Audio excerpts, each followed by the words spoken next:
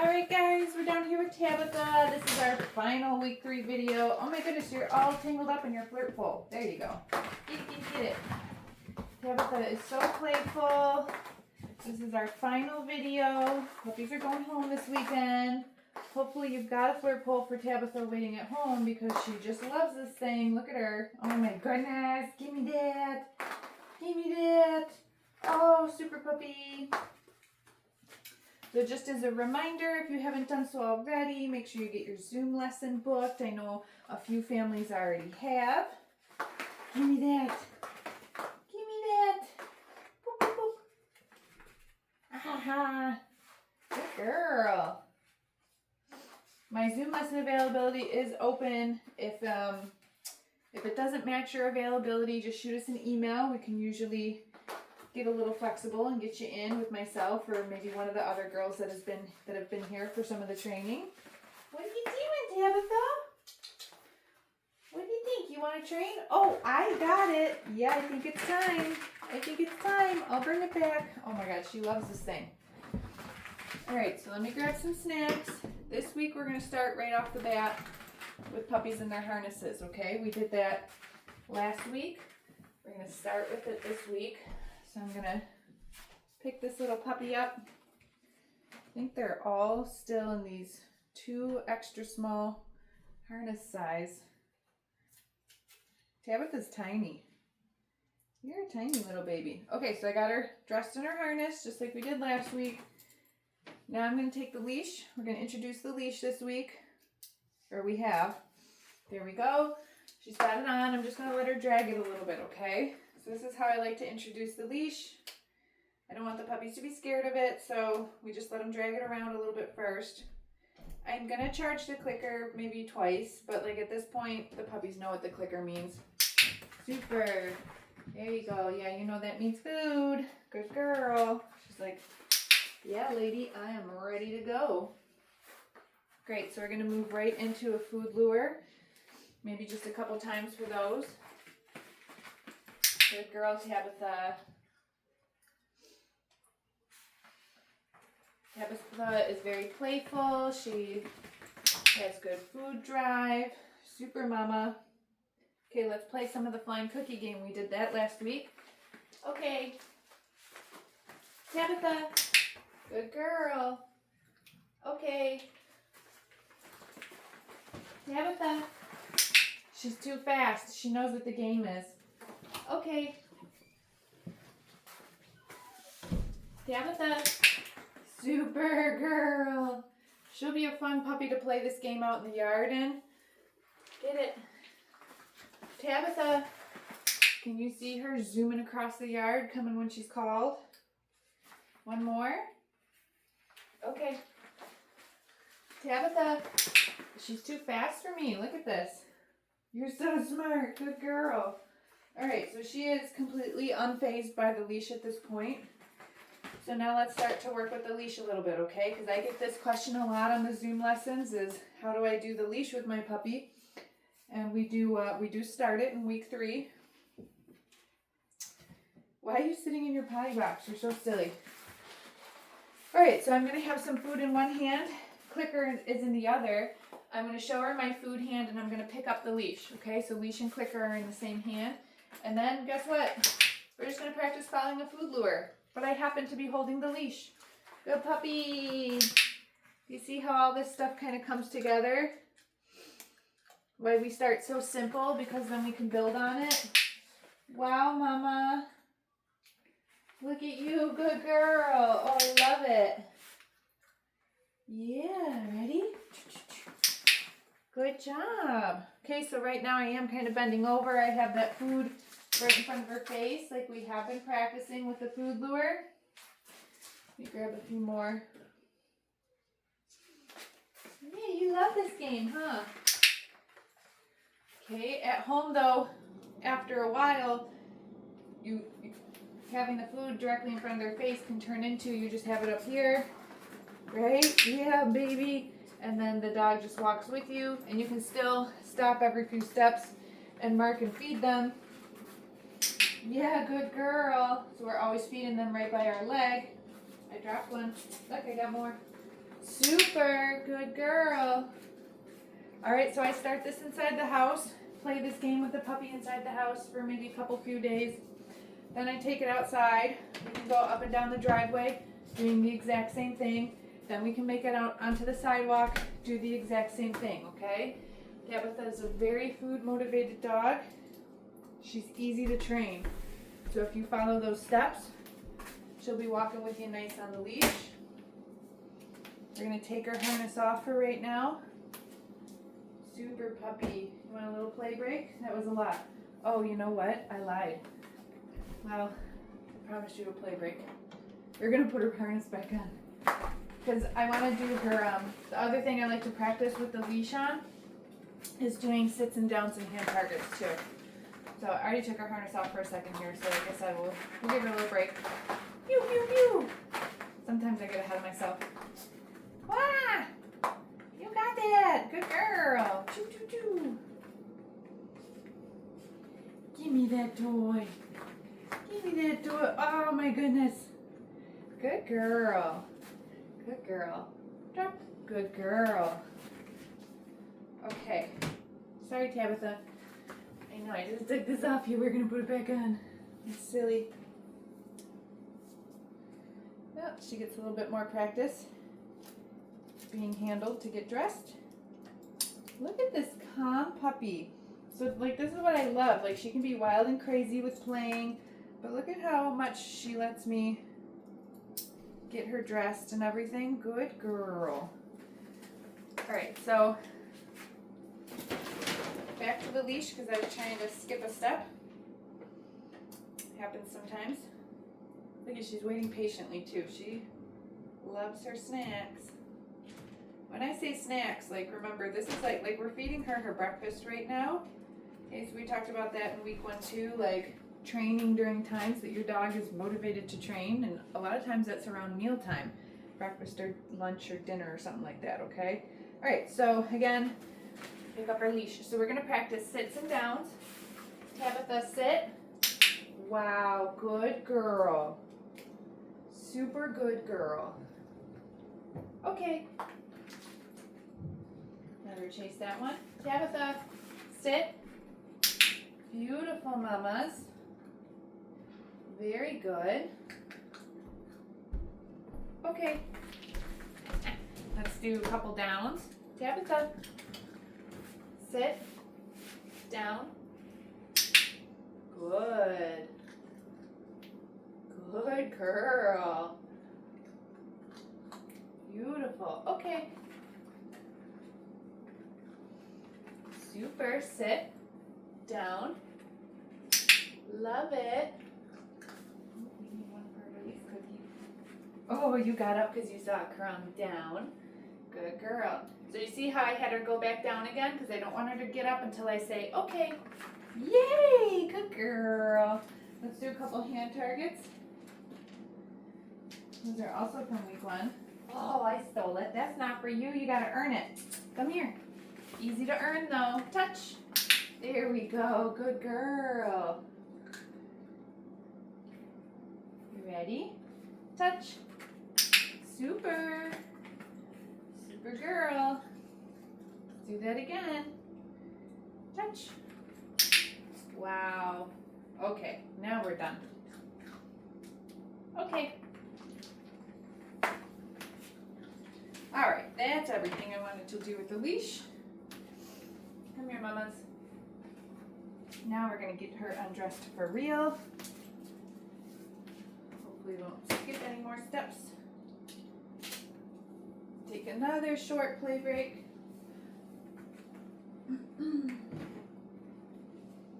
Where's your toy? Pew! Good girl.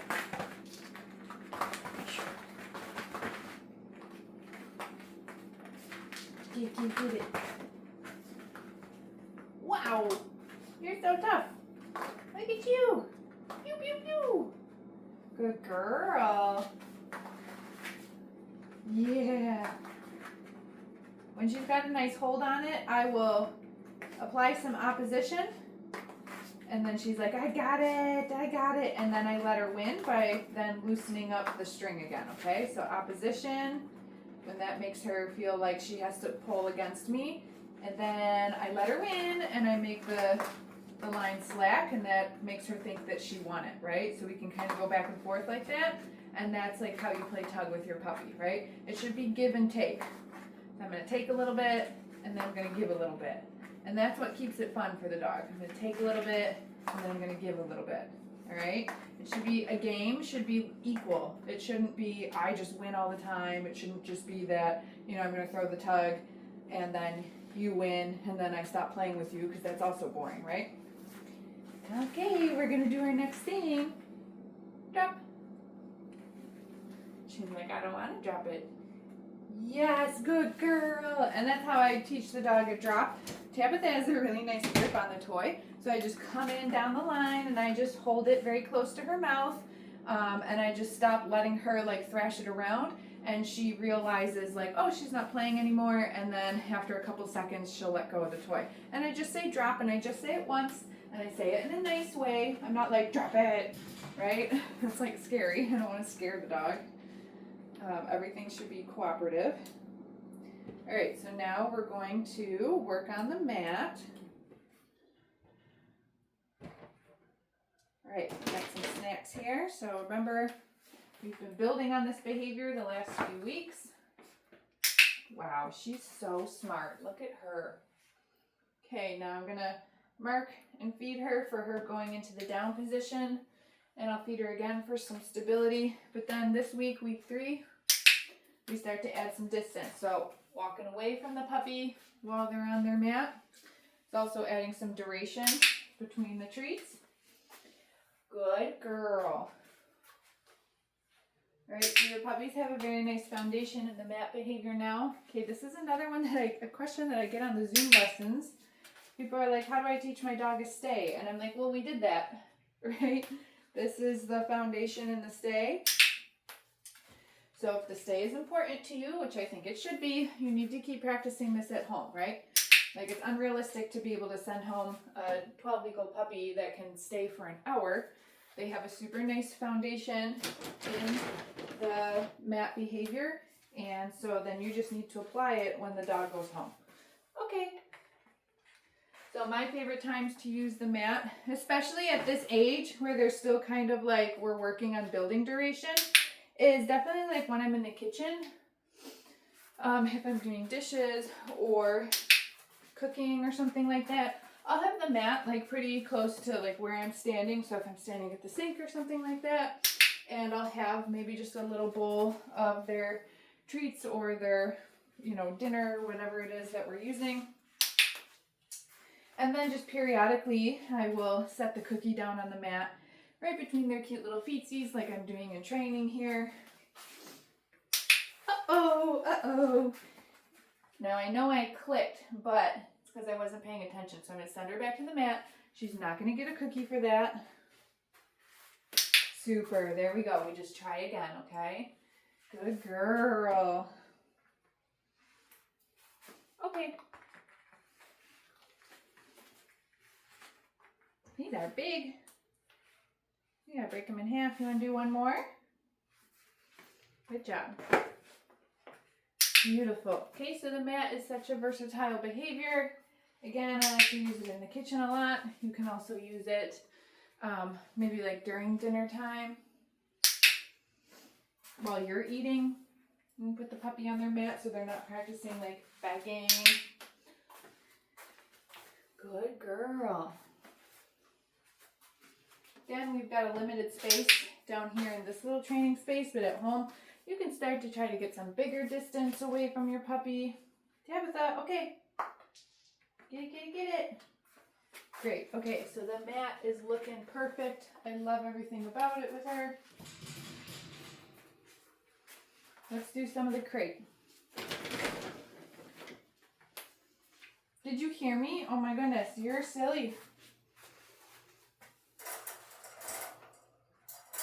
Kennel. Super. So this is what we did last week. We just taught the puppies that when we open up the crate, we say kennel or whatever you want to call it. 4 paws in, click, cookies. You can feed through the bars, you can drop the treat through the bars, whatever. Then I'm going to release her out of the crate. Okay. Supergirl. Kennel. Wow, look at you. Right? And then this week we added closing the door. This is an intentional training session, so I'm marking for the door being closed, and then same thing, I'm just going to feed her a few treats into the crate. Okay, then watch what I do here when I go to open the crate back up. I'm going to meet her, and I'm going to mark, and I'm going to feed her 1 or 2 more pieces for staying inside the crate. Good girl. Okay. And she doesn't come out till I release her, okay? Kennel. Super mama. She goes in, close the door. She gets a couple more for having that door being closed on her. So we're really teaching calmness in the crate. Okay, open it up. Just because a door is open doesn't mean you rush through it. Okay, you can do a similar concept with your front door. Just like this. Good girl. Teach all my dogs not to go through an open door, especially leaving the house, right? Good job, mamas. Okay. All right, so now, like if I was locking Tabetha in here because I was leaving the house or because it was bedtime or something, I wouldn't have so many snacks, I wouldn't have the clicker, but I for sure would still be giving the puppy something for going in. Honestly, if I'm going to lock them in there for a period of time, it's probably going to be something like a little Kong stuffed with a couple tablespoons of wet dog food. So then that way they can go in, they still get rewarded for something. I close the door, I walk away, the dog is preoccupied. It's like a pacifier, it's helping them to calm themselves down. Look at her, she loves her crate. But I'm not going to have like a million treats. I'm not going to be clicking for closing the door. I'm just doing all this, good girl, during training sessions, okay? Super.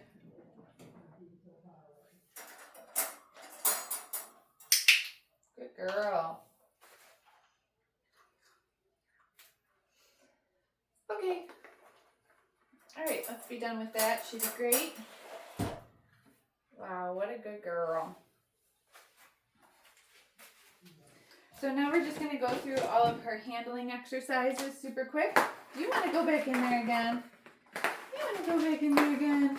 Alright, I'm going to steal this from her for a second because you'll probably remember last week I trimmed puppy's nails on 1 foot. And we're going to try to go through all their handling exercises if they've got it in them. Let's check your toes. I feel like that foot was done last week. Yeah, must have been. Okay, so again, right after I trim her cute little nails, I'm going to set her down and we're going to play a little bit again. Oh, give me that dew claw. That dew claw is always the hard one to get. There we go. Super girl. That would be a little shorter. There we go. Okay. Again, if you don't plan on trimming your puppy's nails, no big deal. Your vet can do them. But I still think you should go through all those motions. Pretend that you're trimming their nails. Pick them up, hold them, find the toe, touch something to their toe. I don't care what it is. It could be a fork. It doesn't matter. Just so that they're learning the restraint, the handling. It's not scary. Put them down and play with them, okay? Ooh, give me that. If you take your dog to the vet to get their nails trimmed, they're just going to trim their nails. They're not going to train your dog to be okay with it. So, you know, make sure that you make that investment for your puppy. Oh, good girl. Give me that toy. Give me that toy. Look at her looking at me. She's like, wait, snacks? Snacks or toy? I'm not sure.